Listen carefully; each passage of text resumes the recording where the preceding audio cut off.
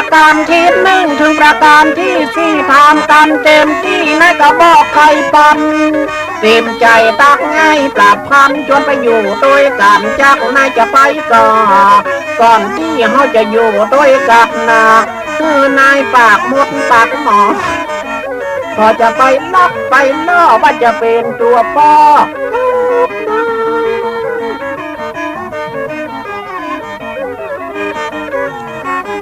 ประการที่หนึ่งถึงประการที่สี่เขาทำกันเต็มที่ในกระบอกไข่ปัดเต็มใจเจ้าบ้านป่านังเอานายเขาไปอยู่ด้วยข้าความตัวแม่เพื่อนฝูงได้หันเขาจะว่าเมียพานงามเหมือนนางไข่ฟัง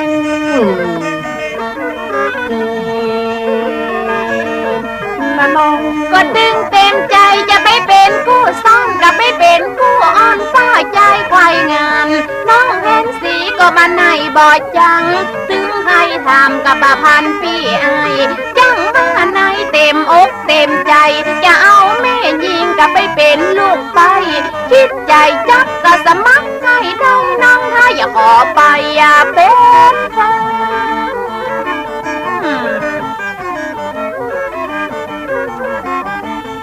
นบ้าเฮาฮักกันมันแน่บ่ฮือใดแย่ที่ลุ่นที่หลังก็น่าจะฮักกล้าอายเปล่าพันกะตึงบ่ต้องการกับพ่อใจต่างบ้านในโลกนี้จะฮักอายคนเดียวกะตึงบ่แลเลวหาภัยแถมซ้ำ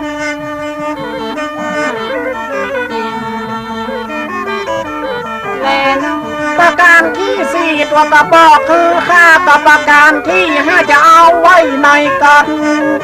ประพันธ์จะขอตักขอถามเพราะว่ามันเป็นก็ประการสุดท้ายเขาก็กระซับห้าประการจะขอถามแม่ส้มดอกไม้ประการที่ห้าเป็นประการสุดท้ายจะเอาไว้ที่ไหนตั้งดัง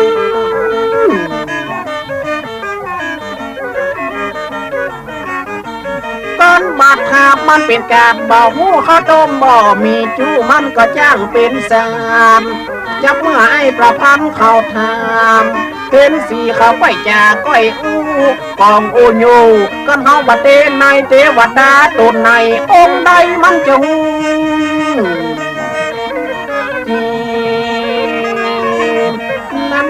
มาเดียวป้าใจก็มาทำตัวนั่งไม่เห็นนั่งฟังกับตึงบอกว่ายังประการที่ห้าก็จะบอกคือฟังจะอู้ในงามเขาไปเสียงคันประการที่ห้าอย่าเอาไปฝังดินสีแม่ยิงก็บาดีเสียงคันก่อนเฮากันมักกันมันก็บักฮัดดอกคันจะปัง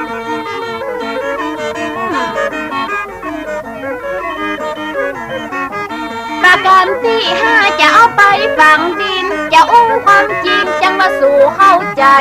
คนบ้าเงินมีนักมีหลายมันก็สับใบนี้ก็เสียงทันบ่ว่าเงินลอยก็บ่ว่าเงินปันค่ะว่าดีเหมือนกันประพันธ์พี่จัน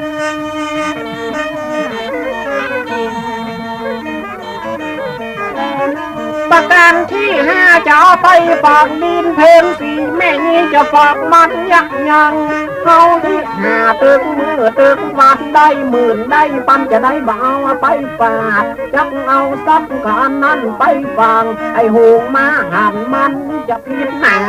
น้องเพลงสีอย่าบ่าวไปฝากจะได้ว่าเอา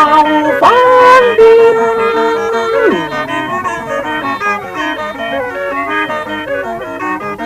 ประการที่ห้าจะเอาไปฝังดินเพนสีแม่ยิ่งใจฝังมัดยังที่หาตึกมือตึกวันเอาเงินเอาคำฝังยักบ่ยังหันกันว่าขโมยโดยลักมาหันมันจะขุดไปลานจนบ่เพิ่นบ่คาย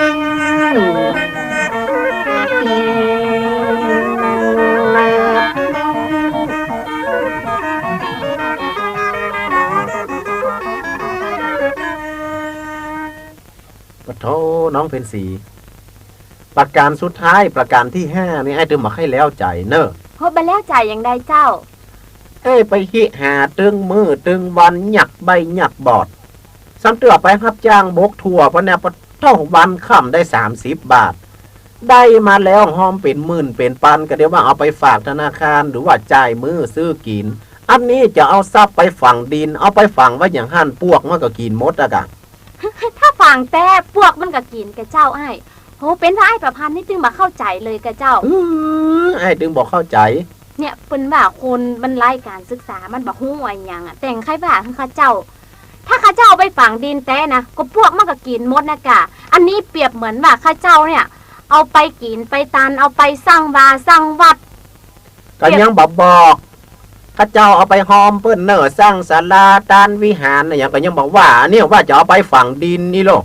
ก็อันข้าเจ้าตีความหมายให้อ้ายบ่ได้หรอกก็เดียวว่าอ้ายหู อ๋อแปลว่าเปรียบเทียบเอาอีเตอะเนาะ เจ้า ก็นึกว่าไอ้ไปรับจ้างมาหล่อล้มหล่อตายได้ทรัพย์ได้เงินต่อได้เล่าเอาไอ้ไปฝังมดบ่ซื้อกินสักบาทก็เดี๋ยวว่าอัน ไม่ใช่เปรียบเหมือนว่าข้าเจ้าเนี่ยเอาไปสร้างวาสร้างวัดเอาไปสร้างศาลาวิหารเอาไปกินไปตานบ่ได้หรอก อ๋อครับแต่คุณพ่อคุณแม่เจ้าพี่นายน้อง เป็นว่าทรัพย์ที่เอาไปฝังดินเนี่ยเหมือนกับว่าเอาไปสร้างวัดสร้างวาหอมตาลเปิ้นสร้างศาลาวิหารหน้าบุญสุนตานมันถึงฝังอยู่หันมาถึงบันนีไปไหนเด้อน้องเพชรศรีเนาะ เจ้า เอาละไอ้จะถามน้องเพชรศรีแต้มกำถ้าหากว่าบ่มีคนห่วงคนขางทั้งบ้านแต่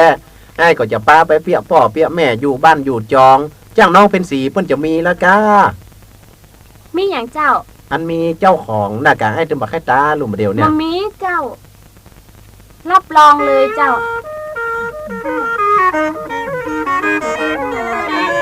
ประการที่ห้าก็ที่เอาฝังดินให้เหลือไม่เห็นยิงเพราะบ่หูขี้ยังคือว่าเอาก็ไปกินไปตันเอาไปสั่งบาทก็เอาไปสั่งวัดเพราะเอาว่าเงินของเอามีไหลทำบุญกินทานก็เอาไว้หนัก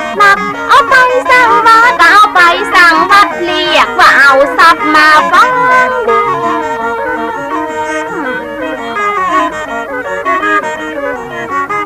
ต้องนำบ่อลอยตัดไฟบ่อไม้ก็นอนทำบุญไว้ก็มันบ่เสียหายถึงว่าเฮามีทรัพย์สินอันใดเขารับจิตตายมาเอาไปว่าอันเป็นมาตายเป็นทีนี้จากเมืองคนมีกระบาปกระบุญติดตัวเต้านั้น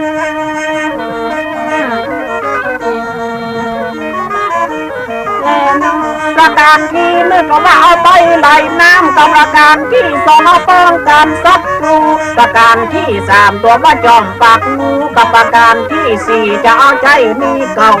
ให้ปรับพันก็ได้ตักก็ได้ถามนายก็ได้บอกเจ้าวันออกเราเป้าส่วนประการที่ห้านั้นเราผู้เฝ้าว่าจะเอาว่าฟังดิน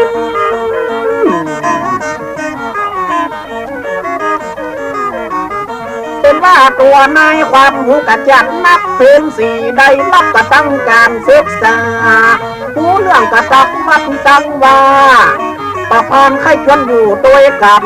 ว่าบอกมีคนห่วงคนขางจะไปอยู่ด้วยกันป่าลานม่วนลำจีนและน้อง จะอยู่ต้อยกันมันก็ดีเสียงทานข้าบดันดื้อดำก็บ่ว่าบ่ยังในคิดในใจฮักไอ้เปล่าคันฮักคนงามคนเดียวเต้าอันก่อนบรรลุนก็ไปอยู่ต้อยกันมีเงินมีคำมันก็ดีเสียงทันสมบัตินักฐานที่ไอ้ได้สร้างน้องจะรักษาอย่างดี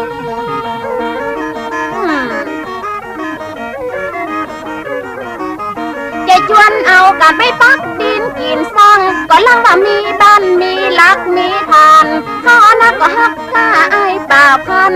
ฮักคนงามคนเดียวเต้าอันเกิดมาจากดีก่อนบัดได้ปล่อยใจอย่าขอดับจิตตายลานายเขานั้น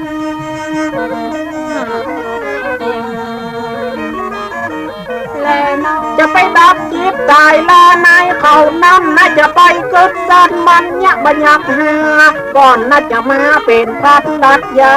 ไอ้ประพันจะขอถามกันก่อนน้องเพนสีสาวบ้านยังคามก็จะไปฟังใจจังใจอ่อนจะถามตัวนายกำก่อนจ้างจะมีกู้มีกิน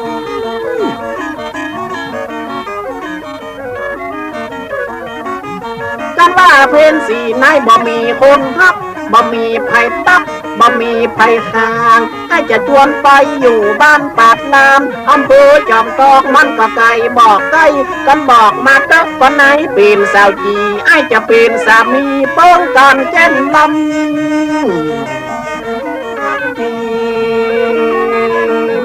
และน้อง อีน้องเพนสีเป็นสาวข้างสาวข้างนับเป็นตั้งบ้านกะขะตึงบ่มีมาทุกข์ใจก็ให้เจ้าเต็มที่เสาะหาสามีมันกะตึงบอดใดอยู่มาตึงมือกะอยู่มาตึงวันบ่มีภัยการเก็บไปเป็นคนใจบ่ว่าตั้งเหนือก็บ่ว่าตั้งใต้เสาะตึงบัดใดสักคน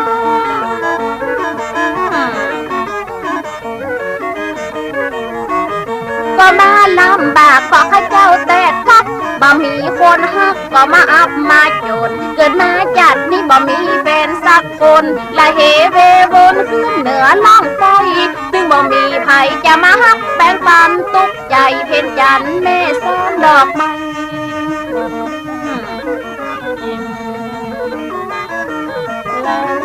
กันว่าตัวนายเขาบ่มีคนฮักมาเอิ้นปักตอกแล้วเขาจะอยู่ด้วยกันให้เป็นดีใครตักใครถามจะไปอยู่ตัวกันตักใดกันนี่จะอยู่เมืองเป้าหรือจะอยู่เมืองฟางกาจะย้อนไปพะเยาเมืองแป้เอากันแล้วจะอยู่ในกันแน่พี่ใครถามตัวนายสักคน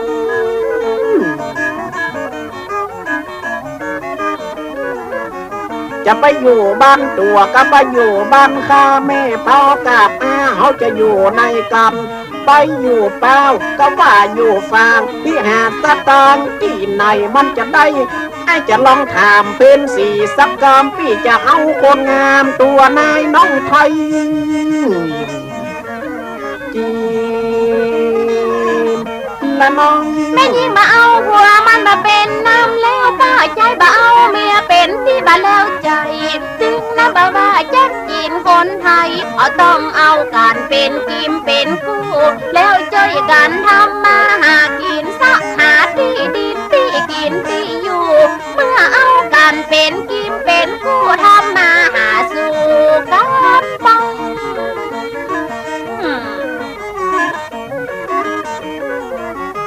ก็เมื่อเอากันเป็นกิมเป็นคู่เสาะหาที่อยู่เสาะหาที่อาศัยถึงน้ำบ่ว่าก็แม่ยิงฝ้าใจมีที่อาศัยก็มีกองมีปันเหมือนนกน้อยยังมีคู่มีกิมทำมาหากินตามภาษามันนั้น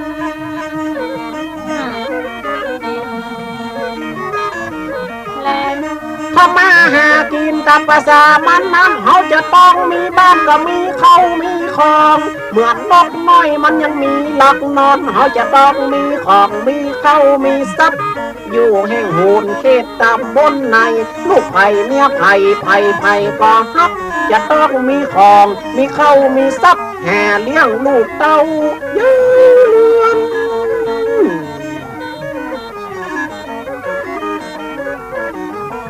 เขาก็จะต้องมีเงินมีทองมีเข้ามีของมีสิ่งมีทรัพย์บักฮือได้กีดบักฮือได้กับอย่าเมื่อสองคนจะไปอยู่ด้วยกันไปเหียเถอะสาวบ้านยังคามอยู่ด้วยไอ้ประพันธ์จอมตองม้วนลำ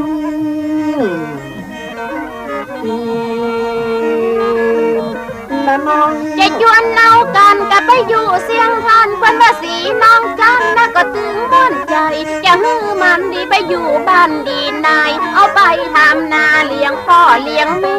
พ่อกับข้าเจ้าแก่เท่านักนาแม่มันดาก็ชราเท่าแก่เอาไปทำนาเลี้ยงพ่อเลี้ยงแม่กับไอ้จ้างจะไปบ่ไป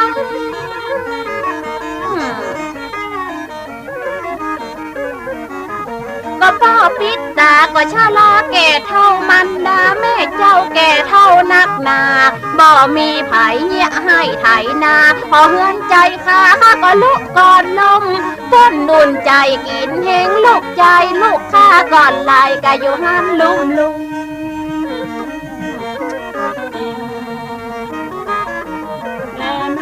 ก็น้องมันลายอยู่หันลุมไอ้ประพันธ์ใจขึ้นจะชวนไปอยู่โดยผัว ก็ในขุนเอาครอบเอาครัวเอาไปเลี้ยงพ่อผัวแม่ผัวดีกว่าก็ไอ้ก็ครับแม่ไอ้ก็จำเอาในคนงามเขาไปอยู่บ้านข้าก็แม่เพื่อนถึงบอกถึงว่าเฮาเอามาสืบหอตัน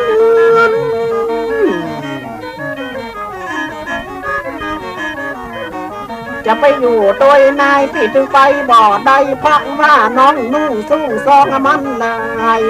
ปะพันกว่าทุกอกทุกใจเมื่อเจ้ากอดง่ายเลือดหมดหม้อขี้คว่ำจับบางคนขี้เหี้ยขี้หายขี้เตื้อน้ำลายย้อยลงแถวตอง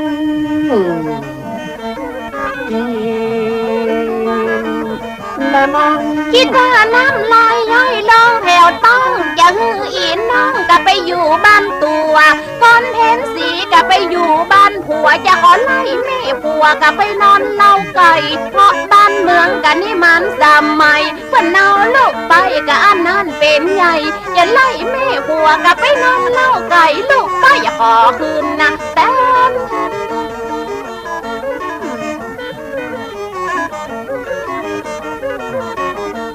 ถึง3 บ้านก็อย่าฮือกินเป็ดกันมาถึง7 บ้านจะฮือเก็บกินไข่อย่าไล่แม่ผัวก็ไปนอนเล้าไก่จะเป็นลูกไปก็อย่าโคนขัวขึ้น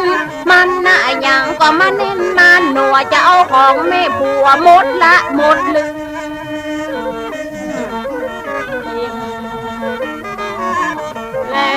จะเอาของแม่ผัวหมดละหมดเรื่องลูกไปก็จะขึ้นก็ไปอยู่บ้านผัว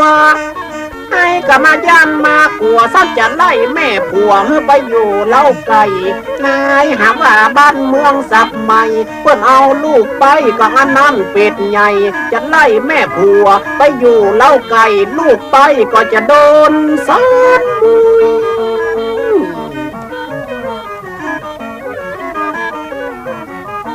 กันถึง3 วันนายจะเพื่อกินเป็ดถึง7 วันนายจะเพื่อกินไข่ไล่แม่ผัวเมื่อไปอยู่เล่าไก่ตัวจะไปไล่ก็ซ้ำบัดได้กำกึดลูกไปจะไปไล่แม่ผัวกับเดียวดุนดัวจะติดหัวลูกไป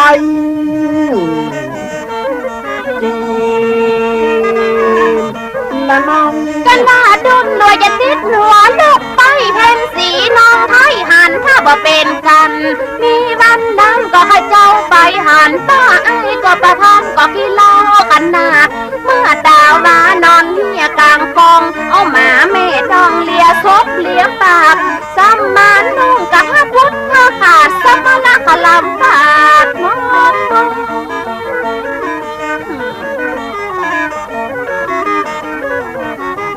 ก็มีวันนั้นก็ให้เจ้าไปหานป้อไอ้ก็ประพันกับขี้เล่ากับขนาดซ้ำมานุ่งกับพระพุทธขาดให้เจ้าบอดสากับพระตาบอกเขาหักเลือดเล่าแล้วเงาบ่หัวเหมือนควายยังไม่จำมันตายสักวันเจ้า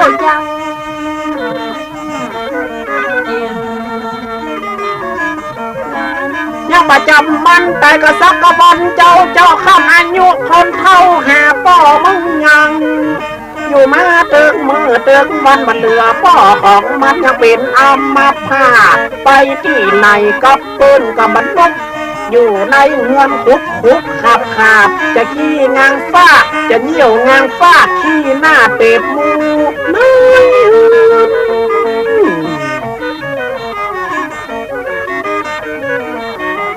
อยู่มาเติงมืออยู่มาเติงวันมันเหลือป้อของมันยังเป็นอัมพาตซ้ำเป็นโคนขาโคตรขาดตา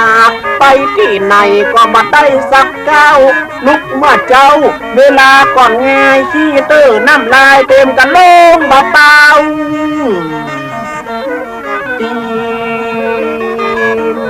ละน้องขี้เตื้อน้ำลายเต็มกันลงแบบเป้ากับมันอู้เกินเข้าไปฟังกำมันยังมีวันนั้นก็ให้เจ้าไปหันแม่ไอ้ก็ประพันกับซ้ำเป็นผีบ้าเมื่อดาวมาก็ไปขอในกัดเอาเข้าหนมปาดติดตาติดหน้าหันไปขอกินข้าวตะหมูแม่กล้ากับซ้ำดอนต้นดาหัวมันว่าใดน้องเป็นสีอันนั้นเหรอข้าเจ้า หันเสื้อแม่ไอ้ก่อหินกะให้เจ้าหันสิ้นแม่ไอ้ก็ว่าเมื่อขอกินแกงกับเมื่อขอกินลาบแม่ลีแม่กาดก็บ่ชอบบ่สู้เอาหมิ่นมอโทหน้าโทตาโทข้างโทขาจนพ่อดำคือมือ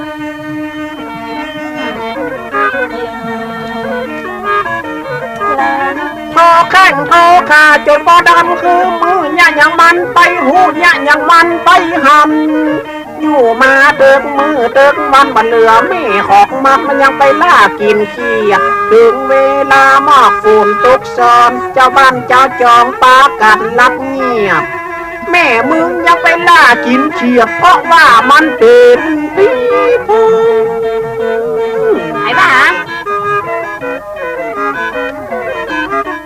กลางคืนเย็นหมอกฝุ่นตกซ้อนเจ้าบ้านเจ้าจองปากันลับเงียบใครไปหันเป็นดีหน้าลังเกียจซอกกินเขียดตามต้งอ่องลองปุ๊บเขียดตายเหี้ยตามกลางตางซากแม่ของมันจูบกินร้อน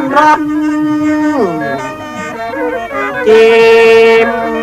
จังว่าไอ้เขาบ่ฮู้ตั้งแม่ของมันจูบกินล้านหมูปีหมูน้าไปฟังกำมันยังแม่กับข้าเจ้าหุมกินหุมตาลไปวัดไปว่าก็บ่คือได้ขาดก่อนมันถึง8 ค่ำวันศิลเงินดับเดือนเป่งเก่งไปใส่ปราดไปวัดไปว่าก็บ่คือได้ขาดแม่เจ้าบาดใจอยากที่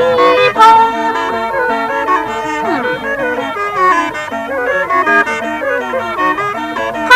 มีกินทรัพย์สินมีใจบ้านประพันพี่ไอไปมีขี้บ่อยยังมีวันนั้นไปแปะเข้าสารมามีซอดกลางก็ที่ไหนไปแก้ถามว่าแม่เจ้าเป็นผีพงก็ไอผีตายโหงเพื่อนบ่ฮู้ก็จะบ้ามีแต่แลนอ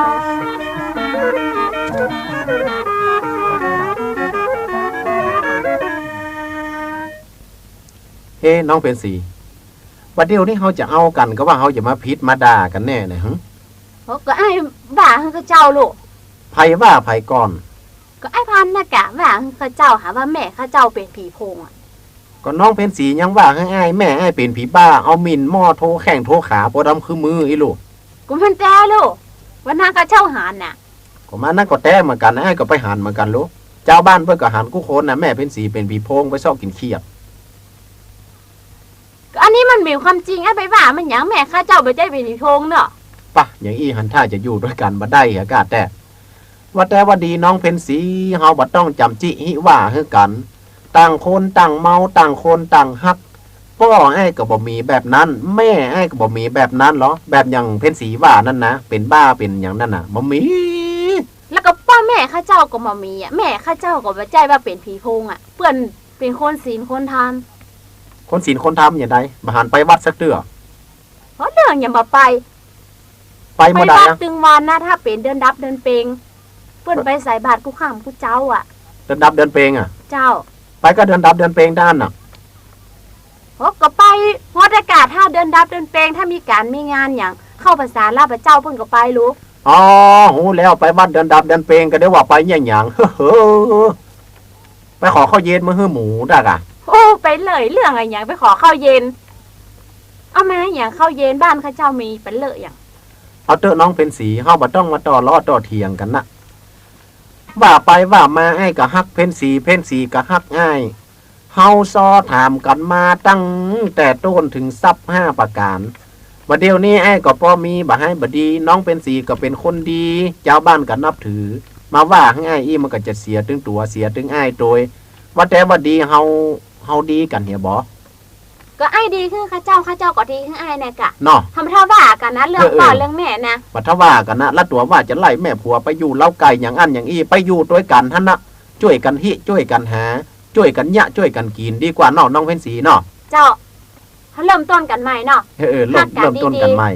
ถ้ามีเงินมีคำกว่าข้าเจ้าเอามาให้ข้าเจ้าจะเก็บไว้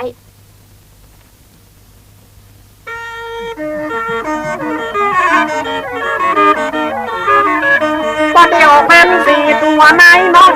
ต่างคนก็ต่างฮับมาต้องมาโต เทียงกัน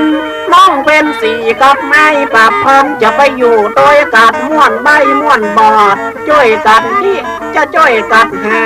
แถมบับมืนลูกเต้าจะออกเต็มใจยักใบยักบอดจะไปอยู่ด้วยกันสองคน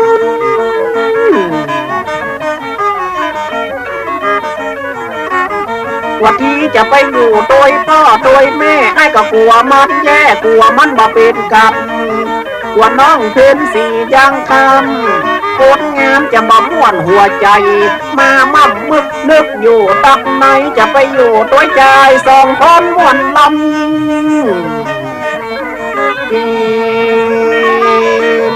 แต่น้องจะชวนเรากันไปอยู่จ้องอยู่บ้านไปปักดินกินสร้างมันก็ดีเหมือนกันทันบ้านลุนกันว่ามันดังมีเงินมีคำข้าอย่ากำเมาไว้ถึงแม้จะอุ้งกันไอ้ปากพันก็อย่าบอกใครปันหือตัวพี่ไอ้ก่อนมีเงินเอาบ่หือน้องให้ข้าอย่าเก็บเอาไว้อย่าพูดล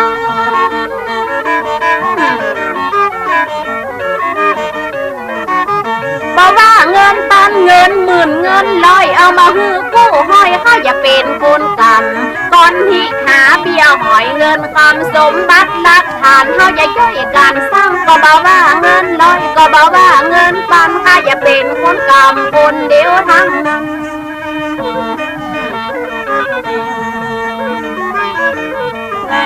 ก็ตัวว่าเงินร้อยก็ตัวว่าเงินปอนตัวจะเป็นคนกรรมคนเดียวนักหนาเป็นดีไข่อู้เป็นดีไข่จ่าตัวจะเอาเมื่อใดกัดเนจะเอาบัดเดียวก็ปีหน้าปีต่างกันไอ้ทำงานที่หันแต่เงินสีเอามาใดกัดแม่ที่ว่าเงินร้อยเงินปอน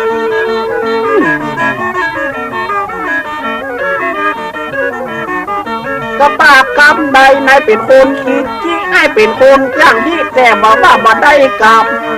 เป็นสี่ตัวในคนงามเงินหมื่นเงินปับนายจะเป็นคนกำทุกปุ่นตัวละบักให้ปรับพรก็บ่ได้อันยังกับเปิ้นกับแนว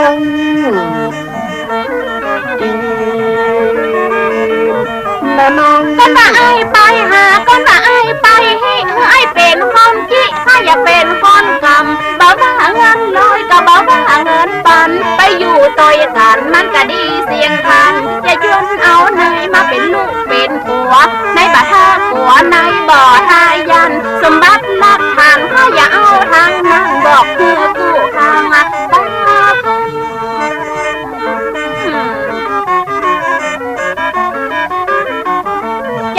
เป็นเมียกันนั่งจ้างเจ้า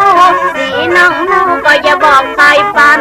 ถึงนะมาว่าเป็นเงินปิดคำกะสะท้อนสัดทางของตัวพี่ไอ้เขาช่วยกันนี่ก็เขาช่วยกันหาถ้าอย่าบอกใครจำให้จำชื่อไว้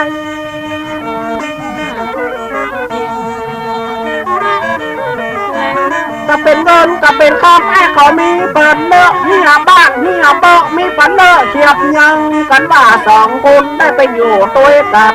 ไอ้ปรับพรบังมือตุกบังมือเนี่ยกระแนมพื้นสีแม่ยิงฮ้อนเมื่อใดทีเมื่อใดอาบถึงบังมือใดกันใดยากอยู่บ้านติดกาจ้าเลย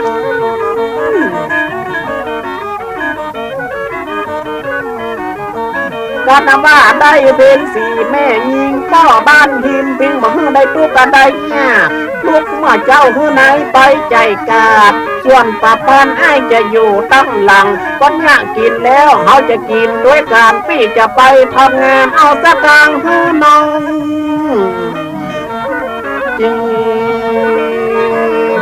และน้องก็อยู่ต้อยกันก็บ่ได้เดือดร้อนกันว่าวิละอ่อนใหญ่มาทีหลังเพราะแต่จะมันนี่หาเงินคำสมบัติหลักฐานเขาอย่าต้องได้สั่งน้องเห็นสีข้าอย่าไปเป็นเมียมาดีใจกับข้าเจ้าเสียงทางจะช่วยกันนี่ก็จะช่วยกันสั่งก็ลังมีบานลัง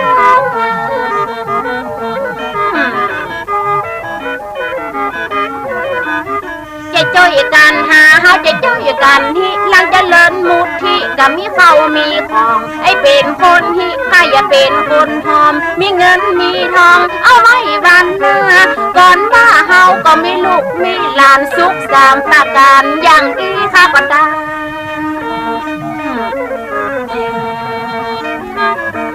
และน้อง เป็นเงินเป็นทองไอ้พันก็มีนักเป็นสมบัติพี่ก็มีเหมือนกันจนไปอยู่กับบ้านใต้สับหนังเพ้นสี่คนงามได้บ่ต้องใจอ่อนเพราะบัดเดียวต่างคนก็เข้าใจอยู่ตัวใจบ่ต้องกลัวเดือดร้อน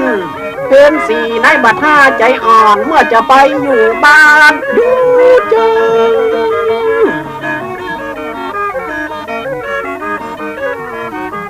สภาพประการเฮาก็ทำกันแล้วพี่จะเอาน้องเกี้ยวเข้าไปอยู่ด้วยกัน